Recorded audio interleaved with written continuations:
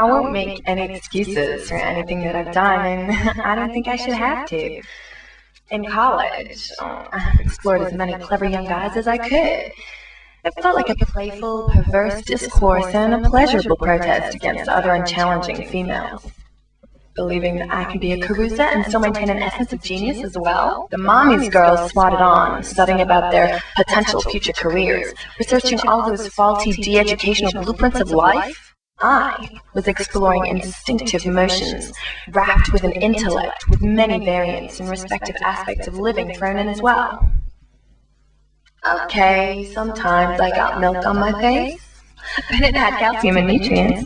At least I was healthy. Particularly unlike those sun-petrified bimbos worrying about their snotty pimples bursting under the heat, who thought studying hands-down ideas, text, and institutional propaganda would make them somehow wiser, when they were really just trained-up commodities taught how to bandwagon jump through selected hoops, swallowing handed-down mythologies disguised as real histories. No. I could see through all that crap. Even if shit does sell very well in this disposable world, that's not an excuse to do it. I could have done a great job at selling such bile. I do have my self-respect, managed to maintain my psychological dignity.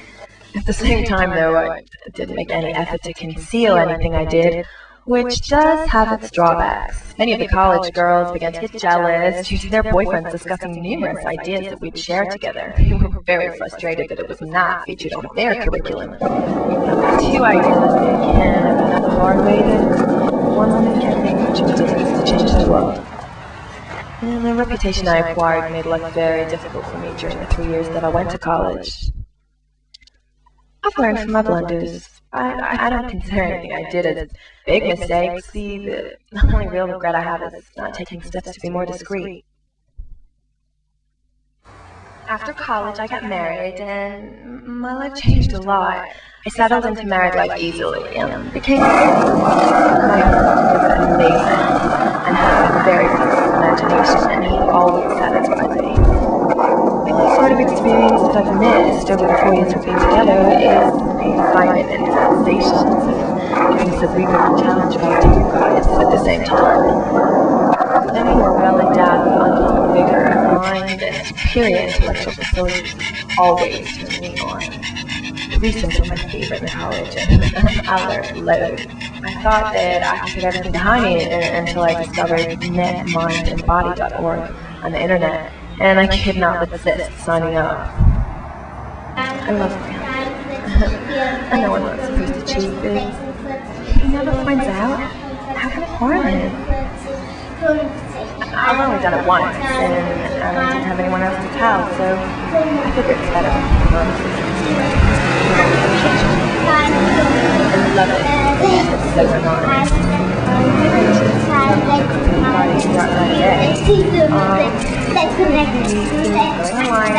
Profiles and cognitive facilities and the various charts of many types of mail. Encouraged me to netmindandbody.org guidance person. Netmindandbody.org is a site that houses many individual members who share hypothetical online and with each other personally on a regular basis. Many of the interactive virtual experiences I shared with men on the site were very stimulating. Of course, my third venture built a pulse in a way that I had never felt before. It was amazing. I can remember sharing the supposition that imposed cultural deconstruction was potentially a subconscious yell for a collective organe revolution via institutionalized parenting, which to the layperson means having a revolution whilst holding onto your parents' hands at this time is being kind of aroused by the adult knowingness, yet still questioning their roles and too scared to actually create a real change. And when someone suddenly said that the most virulent forms of humanism carries with it a normative component that would, in itself, escape any realistic or truthful analysis due to humanity's inner intricacies, and they are impossible to measure by traditional science alone, my opinion exploded into an ignitable, overstimulated intellectual series of muscle contractions.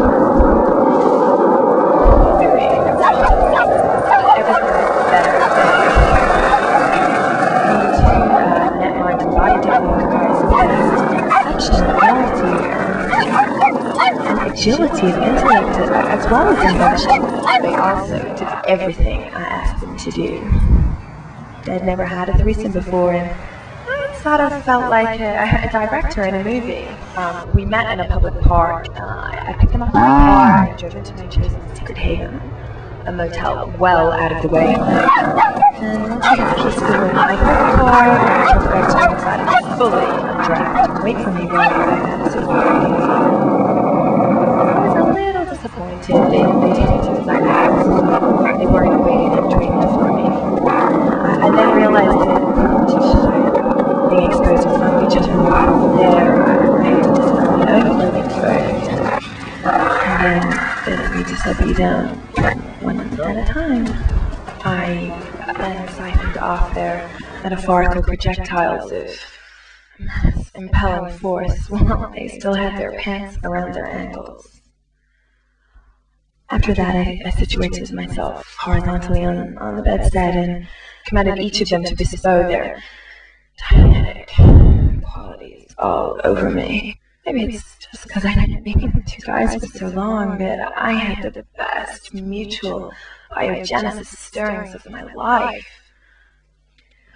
One of the guys expounded to the other that we are currently existing forms of continuity, heightened by the occurrence of mutual suspense. The other agreed, and then mentioned that my elongated erectile tissue was filling with blood, and was quite rigid, and seemed to be very sensitive to intellectual stimuli.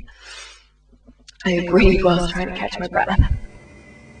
My expression offered immediate respective deference as we had enhanced and harmonized our reciprocal, individual, and mutually supportive selves, just as though we were in a just and equal society. I was riding one guy whilst masticating his friend's academically well-defined and finely sprung pedestal. Then they switched places. Only the second guy used his motivation to my geometric postulate as preparation for the main event. As soon as I was able to take a whole hypothesis of my stratum, I got them to doubly appropriate me and adjust my state of mind and take a solid position towards their shared dissertation. Firstly, all three of us were aligned on our side, and then I received one of the guys' proposed notions, while the other entered his synopsis into my unprotected rear guard of dissertation. Any woman has not felt what it's like to be intellectually influenced by a vigorous exertion of such erudite persuasions by two males at once have denied themselves an experience so ultimate that they should be ashamed of themselves. The guys paused a few times to administer some kind of discursive and liberal lubrication onto my prominent and negotiable framework, thus making it easier to penetrate my deep and well-informed sense of reasoning.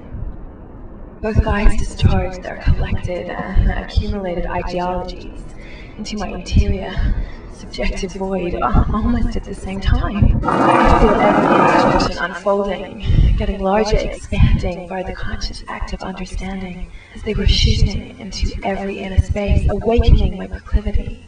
I had a shower soon after and left while both guys were asleep on the same bed. So, that's my story and how it happened. I hope it strikes a chord for those who are caught up in the trappings of conventional thought. I haven't done it again with the same guys or anyone else, but I admit I've been tempted. I'll probably hold out for a few months, maybe even a couple of years. I've even thought about including my husband, but I don't think that'll ever happen. It's not a big deal, really. I like having my own secrets.